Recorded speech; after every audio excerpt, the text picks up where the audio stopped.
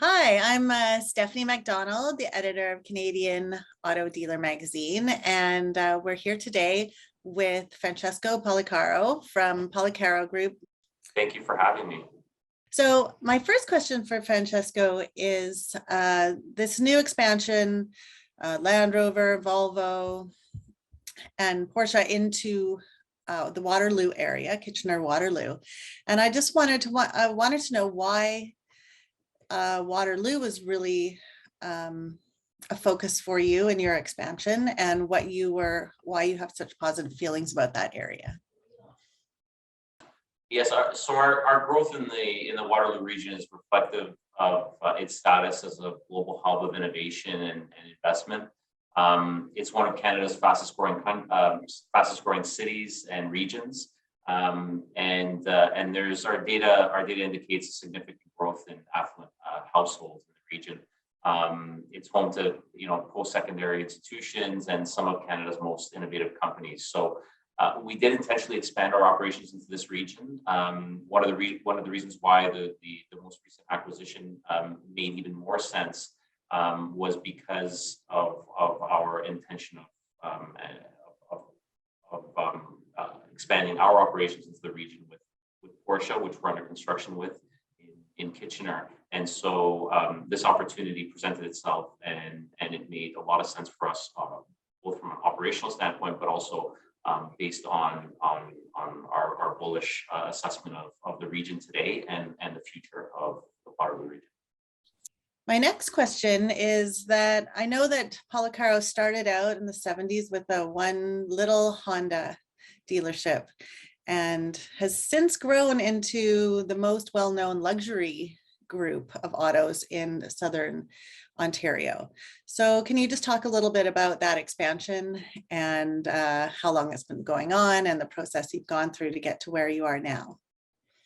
So yes, I guess the answer is twofold. First, we're very excited about expanding our operations into the Waterloo region. It has a status as being a global hub of innovation and investment. It's one of Canada's fastest growing cities and regions, and the data indicates growth in affluent households in the region. There's three world-class post-secondary institutions and some of Canada's most innovative companies in the region. So it made a lot of sense from that standpoint to expand into the region. And we did so with intention with the Porsche brand, as we're under construction for a new Porsche center in the Kitchener area. And when this opportunity presented itself to acquire these world-class brands in a fantastic market where we were already establishing ourselves in the luxury space, it made a lot of sense for us from an operational standpoint, and also just obviously being part of the community and the region, and having more than just one business in the region, and expanding the operation. So that's the reason why the acquisition made a lot of sense, but we have targeted and have been interested in expanding out to this region for those reasons that I expressed.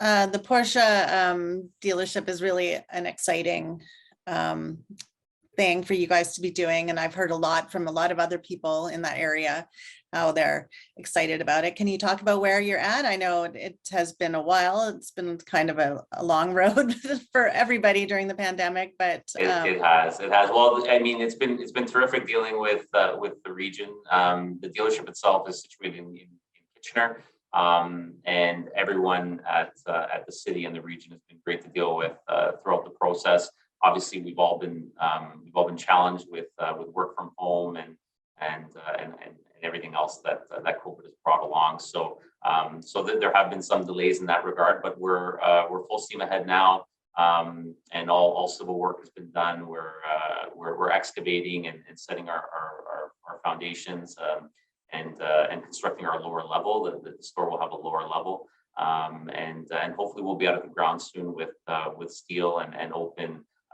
next year. So 2023 is the scheduled opening, midpoint of 2023. Great. My next question is about just the company in general, Policaro Group. I know I did a little background, and you started out in the 70s with one little Honda dealership, and now you branched into all these luxury brands. What was the impetus for that move from into luxury? And how long has that been? What was the process of going through that? So we've been in the luxury market since 1987. We were one of the first Acura dealerships to open in Canada, and from that point on, we've been involved in luxury with Acura, with Lexus since 2001, and Porsche in 2013, and then BMW in 2016. And so luxury has been part of our group for a very long time. We made the conscious decision to focus solely on luxury in 2019, and as such, now our brands are all luxury brands. So it did happen somewhat naturally over the years, but we did decide to move towards luxury. Obviously, the luxury segment is aligns with our values. It aligns with what we're trying to accomplish from a training standpoint, from a customer experience standpoint. So both internally with our own teams, and obviously what we provide our customers with externally. And so the luxury brands all align with that. And like I said, I mean, it's a growing segment. It's one that allows for good operational profitability, and like I said, aligns with our strategies and the rest of our operations. In terms of the customer experience with the luxury brand, I know that there are some really interesting things going on. Is there anything that you guys are offering specifically to your buyers in terms of service or from the buying experience?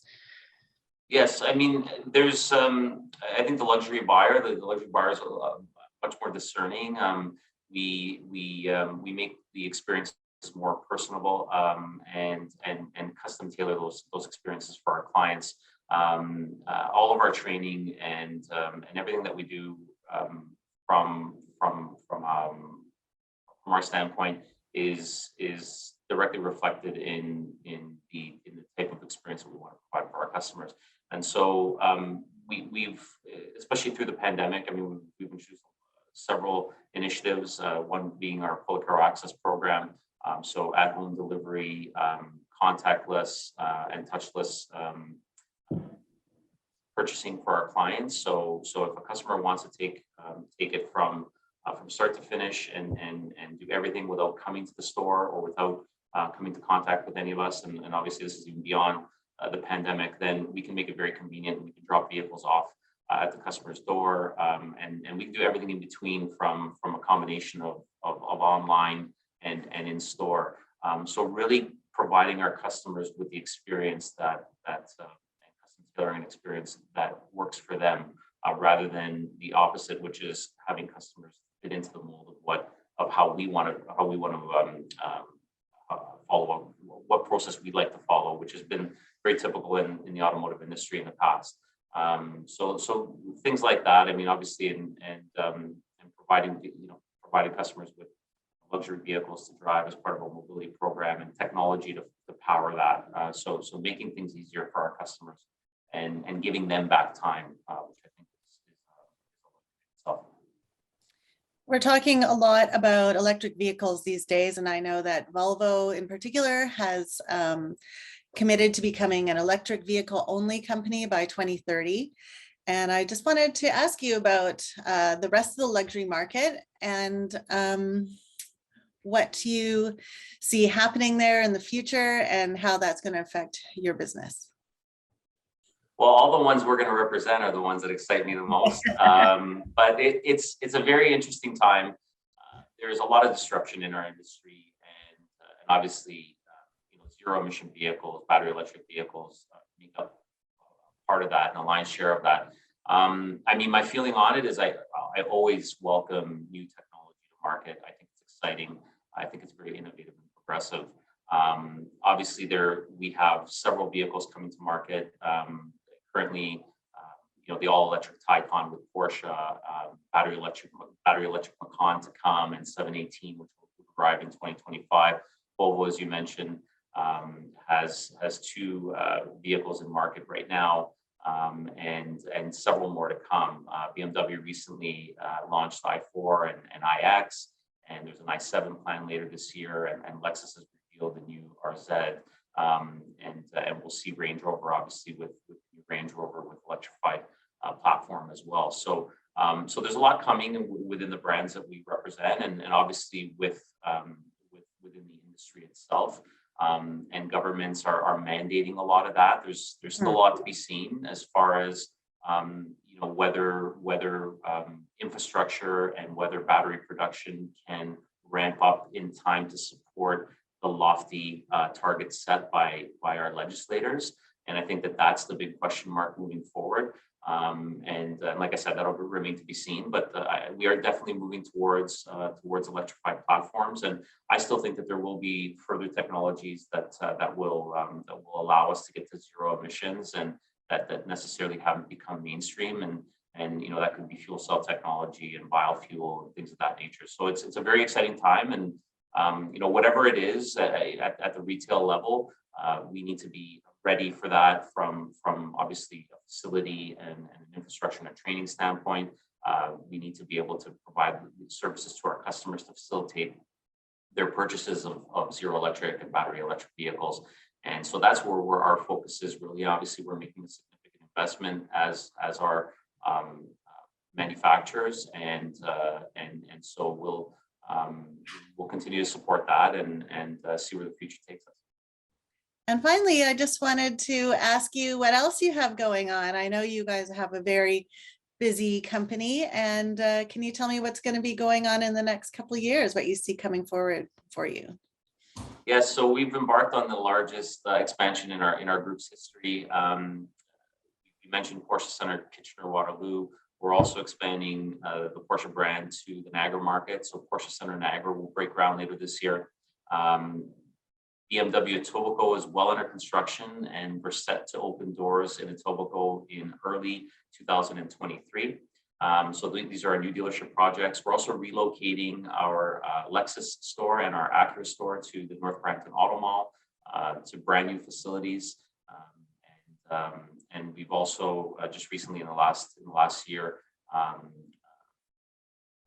opened our leasing division and our performance division, which allow customers to come to us for literally any of their vehicle needs. And that's our goal, is to provide our customers with all of the products and services that they require. And so we're very excited. There's a lot happening, and it's very positive, and we look forward to opening our doors in some of these new communities and existing communities, and providing our customers with an exceptional experience.